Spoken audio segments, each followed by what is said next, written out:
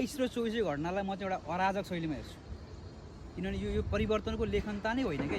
यो के भयो भने राजनीतिक कम्युनिस्टको एउटा र प्रजातान्त्रिक धारको त्यहाँ के छ भने संयुक्त सरकार थियो। अब नेपाली काङ्ग्रेसकोबाट चाहिँ भाउजू प्रविधि मौलायो। अब एमालेमा के भयो, ओली प्रविधि मौलाएको थियो, बा प्रविधि। अब त्यो दुई प्रविधिले के गरे त नेपाललाई विकेन्द्रीकृत गरे क्या। त्यो समयमा उनीहरूले के सत्तामा के गरे, त्यहाँ पपुलेसन जनतै देखेन, उनीहरूले गरिब देखेन होइन, विभिन्न किसिमका हत्या हिंसा जस्ता जघन्य अपराधलाई उनीहरूले के गरे, त्यसलाई प्रोत्साहित गरे क्या। त्यसमा के भयो, एउटा विस्फोट त्यस्तै थियो होइन। अब नेपालको शिक्षा र स्वास्थ्य नीतिलाई पनि हेर्नुपर्छ यो विषयमा चाहिँ, यो 23 र 24 को आन्दोलनलाई चाहिँ।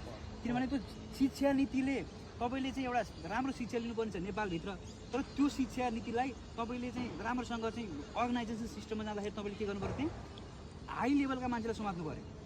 तपाईँले एमबिबिएस पढ्नु पऱ्यो भने के गर्नु पऱ्यो, को मान्छे सांसद छ नेपालको, को मन्त्री छ, को पिए छ भनेर त्यसको चाकरी गर्नु पऱ्यो, नत्र पढ्नै नपाउने स्थिति नेपालमा थियो। त्यो 35 वर्षबाट त्यो फलो कुनैमा बलात्कारी पार्टीभित्रका बलात्कारीहरू खुलेआम हिँडिरहन्, तिनीहरूको मुद्दा दर्ता नगर्ने, त्यो पनि एउटा नीति त छ नि त।